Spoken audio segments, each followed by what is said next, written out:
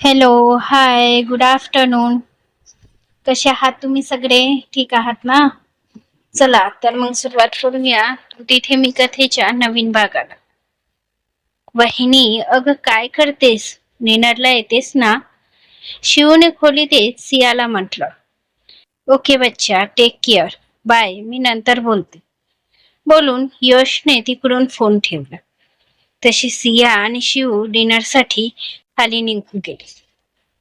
2 दिवसापूर्वीच यश सियासोबत business मीटिंगसाठी बाहेर जाणार होता. पण त्यातही नंदा नावाचं हे 200 किलोचं पोतं आडवं आलं. त्यामुळे शेवटी सियाला सोडून यशला एकट्यालाच जावं लागलं. ज्यामुळे सिया सुद्धा थोडी नाराज झाली होती. पण मग तिने स्वतःची समजूत काढली आणि बाकीचं राहिलेली तिच्या अहोंनी आपल्या प्रेमाने दूर केली. तसही तो दूर असला म्हणून काय झालं? तिच्या आवाजावरूनच त्याला समजायचं तिचा मूड कसा आहे ते. आताही तो फार प्रेमाने तिच्याशी बोलत, तिची विचारपूस करत होताच की शिवचे म्हणणे ऐकून त्याने फोन ठेवला.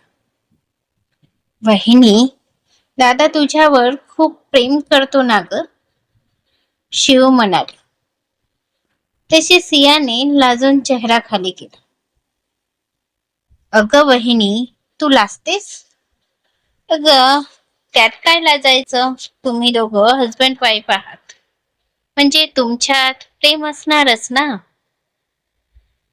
आणि तसही तुम्ही आधी व्हॅलेंटाईन डे साजरा केलाच असेल, नाही का? शिव सियाच्या खांद्याला धक्का दे तिला छेडत बोल. तशी सिया शिव बोलत तिला चमकून बघू लागली. ओ गॉड वहिनी, आता हे बोलू नकोस की तू आणि दादाने यातलं काही केलं नाही. अगं आजकाल तर हे कॉमन आहे, सगळेच करतात. शिव तिचे ते बावरलेले भाव बघून पडतो. शिव, अगं गप की ग, सगळे ऐकतील ना. सियाला तर आता या मूर्ख मुलीला कसं समजावू असं झालेलं. कारण घरचे सगळे डायनिंग वर बसले होते आणि शिव मॅडमच्या तोंडाचा पट्टा जोरात सुरू होता. जे बघून सियाला एक वेळ नियाच आठवली. ती सुद्धा अशीच एकदा सुरू झाली की झाली, कधी थांबेल याचा काही अतापत्ता नसायचा. पण त्या बिचाऱ्या सियाला काय माहिती ना शिव आणि नियामधलं नातं. या किर्लोस्कर बहिणी सुरू झाल्या की थांबत नव्हत्या. पक्क्या आजीच्या वळणावर गेल्या होत्या. असेच बोलत बोलत दोघीही डायनिंग टेबल जवळ आल्या आणि आपल्या जागी बसल्या. तशी यशची नजर सियावर आली. तिचा तो शांत आणि निरागस चेहरा बघून त्याच्या ओठांवर एक क्रूर हसू आलं. ते हसू इतकं भयानक होतं की जर सियाने ते बघितलं असते तर तिथेच गोठून गाड झाली असती. त्याच्या मनात सध्या तरी खूप भयानक असं काही सिजत होत. आता त्याची आज सियाला मिटवणे म्हणजे झालं. असं सगळ्यांचं डिनर संपलं. अक्षने सुद्धा सियाला बघत बघतच आपलं डिनर पूर्ण केलं आणि तो सगळ्यांच्या अगोदर तिथून निघून गेला. नंतर सगळे सुद्धा आपापल्या खोलीत निघून गेले. सिया खोलीत आली, पण माहिती नाही का, पण आज तिला खूप विचित्र फिलिंग येत होत. तिला सारखी याची आठवण येऊन तिचे डोळे भरून येत होते. तो आता आपल्या जवळ असायला हवा इतकंच तिला वाटत होतं. तिचं मन अनामिक भीतीने घाबरायला होत होतं. तिला काय होतंय हे तिचं तिलाच कळत नव्हतं. खूप अस्वस्थ व्हायला झालं तिला. तिच्याच खोलीत जिथे तिला सुकून भेटायचा आज गुदमरायला होत होतं आणि म्हणून ती फ्रेश हवेसाठी बाल्कनीत गेली आणि आभाळातल्या त्या चंद्राला बघून स्वतःच्या मनाला शांत करू पाहत होती.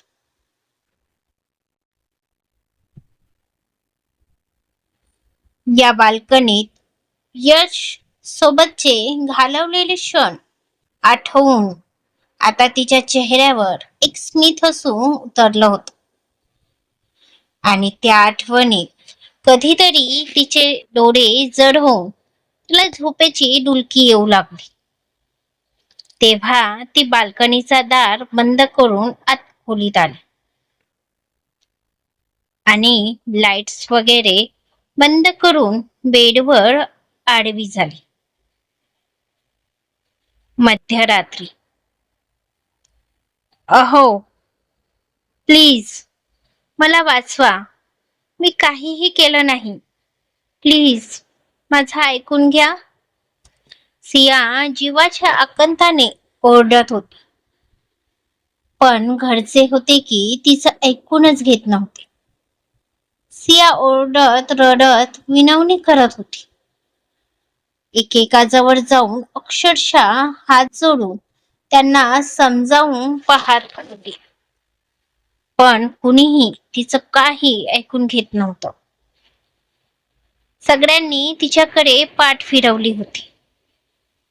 आई, ओहो तुम्ही तरी माझ्यावर विश्वास ठेवा. मी मी असं काहीच केलं नाही. सुगंधाजवळ सिया विनंती सुरात बोलली. डोळे सारखे वाहत होते. सुनबाई, अगं आता तरी डोळे उघड. अगं ही खोटं बोलते. नंदा सुगंधा काही बोलणारच की आधीच रागात बडबडली. तिने रागात एक जडजडीत कटाक्ष सियावर टाकला. तशी सिया आणखी घाबरली. अहो बघताय काय, आताच्या आता आपल्या वाड्यातून हिला बाहेर काढा. हिच्यासारख्या मुलीला आपल्या सोबत राहण्याचा, आपल्या नावाने मिरवण्याचा काही अधिकार नाही. नंदा शामराव यांना बघत सियावर कटाक्ष टाकत म्हणाली. तसं शामराव यांनी गार्डला इशारा केला तर 2 गार्ड पुढे येऊन सियाला हाताला धरून ओढत वाड्याबाहेर नेऊ लागले. आई, अहो मी काहीच नाही केलं. माझी चूक नाही. प्लीज मला समजून घ्या. सिया रडत ओढत सुगंधाला विनंती करत होती. तर सुगंधाने तिच्याकडे पाठ करून घेतली. काही वेळातच गार्डने तिला गेटच्या बाहेर फेकली. अहो तशी एक अर्थ हाक सियाने मारली आणि तशीच सिया अहो बोलत बेडवर उठून बसली. चेहरा पूर्ण घामाने भिजलेला होता. हृदय जोरजोरात वर खाली होत होतं आणि तिचं अंग भीतीने कंपन करत होतं. त्याच्यापासून वेगळं होण्याच्या विचारानेच तिला धडकी भरली होती. श्वास कमालीचा फुलला होता आणि तिचा घसा कोरडा पडू लागला. तिने पाणी पिण्यासाठी बाजूला असलेल्या जगकडे हात पुरवला आणि जग हातात घेतला. पण तो रिकामा जग बघून तिच्या कपाळावर आठ्या पडल्या आणि तिला आठवलं की आज ती जग भरून आणायलाच विसरली. ती तशीच बेडवरून खाली उतरली. तिने आपली साडी नीट केली आणि जग घेऊन बाहेर पडली. इकडे अक्ष जणू याच संधीच्या शोधात होता. त्याने वेळ बघितली तर आता रात्रीचे 11 वाजले होते. म्हणजे सगळे गाढ झोपीत असणार आणि हीच वेळ आहे सियाला आपलं करायची. बोलून अक्षय सुद्धा हळूच आपल्या खोलीतून बाहेर पडला. सिया किचन मध्ये आली. तिने तिथला लाईट लावला आणि फ्रीज मधून बॉटल काढून ती जग भरू लागली. तिचे डोळे अजूनही झोपेत उघडझाप होत होते आणि अचानक तिला आपल्या कमरेवर कुणाची तरी हात जाणवली. तिचे हात तिथेच थांबले आणि डोळे मोठे होऊन तिने मागे वळून पाहिलं तर अक्ष तिच्या अगदी जवळ होता. जे बघून सिया प्रचंड घाबरली आणि तिने जोरात अक्षला धक्का दिला. तसा अक्ष तिच्यापासून थोड्या अंतरावर जाऊन अडखडला. तुम्ही हे हे काय? सियाला समोरचं बोलूनच झालं नाही आणि तिचा हुंदका दाटून आला. अक्षची तिच्या अंगावर फिरणारी ती नजर बघून तिला खूप किरसवाणं वाटू लागलं आणि ती स्वतःच अंग आणखी आणखी आकसून घेऊ लागली. तुम्ही जा इथून, नाही तर मी ओरडा करेल. सिया आपला पदर स्वतःभोवती गुंडाळून घेत म्हणाली आणि तशीच किचन बाहेर पडू लागली. आता तिला काही नको होतं. तिला आता फक्त अक्षच्या नजरेतून स्वतःला दूर करायचं होतं आणि म्हणून ती तशीच मागे फिरत तिथून जाऊ लागली. तसा अक्षने तिचा हात धरला आणि पुढच्या क्षणी सियाच्या हृदयात धडकी भरली. तिचा ऊर जोर जोरात वर खाली होऊ लागला आणि ती अक्षच्या हातून आपला हात सोडवून घेण्याचा प्रयत्न करू लागली. पण तिने मान वळवून अक्षला बघितलं सुद्धा नाही. त्याचा तो घाणेरडा स्पर्श सियाच्या हृदयाला आणखी पीड पाडत होता. तिचे अश्रू झरझर वाहू लागले. प्लीज सोड मला, नीच माणसा, सिया रागात बोलत आपला हात काढू पाहत होती. तर तिची ती धडपड बघून अक्ष गालात क्रूर हसत होता. नाही माय लव, इतक्या दिवसांनी हा चान्स मिळाला आहे. तुला तर मी आपलं करूनच सोडणार. अक्ष तिला आपल्या जवळ ओढत म्हणाला. त्याच्या डोळ्यातली लालसा बघून सियाच्या अंगावर सरकन काटा उभा झाला. नीच माणसा, निदान नात्यांचा तरी मान ठेव. अरे मी तुझी वहिनी आहे आणि आपल्या देशात वहिनीला आईची जागा दिली जाते. प्लीज सोड मला. सिया रागाने बोलत पूर्ण ताकदीने स्वतःला सोडवू पाहत होती. तर अक्ष तिच्यावर झुकत होता. सिया घाबरून इकडे तिकडे बघू लागली, पण तिला काही दिसलं नाही. अक्षने तिला तिथल्या ओठ्यावर पाडलं आणि तो पुढे काही करणारच की सियाने आपले डोळे मिटले. आता आपण हरलो, पूर्ण हरलो, असंच तिला वाटू लागलं. तिचे अश्रू आता वाहून वाहून आटून गेले होते आणि आता त्याच्या जागी एका हतबलतेने घेतली होती. पण डोळे मिटतात तिच्या समोर यशचा चेहरा उभा झाला आणि तो चेहरा म्हणजे तिची ताकद, तिची हिंमत आणि तिचं सर्वस्व होतं. त्या चेहऱ्यात तिचा श्वास बसत होता आणि तो चेहरा आता तिच्या समोर आला आणि जणू वीज संचारावी तसे सियाने झटक्यात डोळे उघडले आणि होती नव्हती पूर्ण ताकद एक पटून तिने अक्षला धक्का दिला. तसा अक्ष दूर जाऊन पडला आणि त्यामुळे एक जोराचा आवाज झाला. तिथे असणारा तो काचेचा जग सुद्धा पडला आणि त्याचे छोटे छोटे तुकडे सर्वत्र पसरले. पण सियाला आता त्याची पर्वा नव्हती. ती तशीच त्या काचांवरून तशीच परत सुटली होती. इतक्यात तो गोंधळ, तो आवाज ऐकून बाकीचे सुद्धा सगळे तिथे आले आणि समोरचे दृश्य बघून त्या सगळ्यांचे डोळे इतके काय मोठे झाले की खोबणीतून बाहेर यायचे तेवढे बाकी राहील. समोर सिया घाबरली होती, तर अक्ष किचनच्या एका बाजूला जमिनीवर पडला होता. त्याच्या डोक्याला हलकासा मार सुद्धा लागला होता आणि सिया ती थरथरत होती.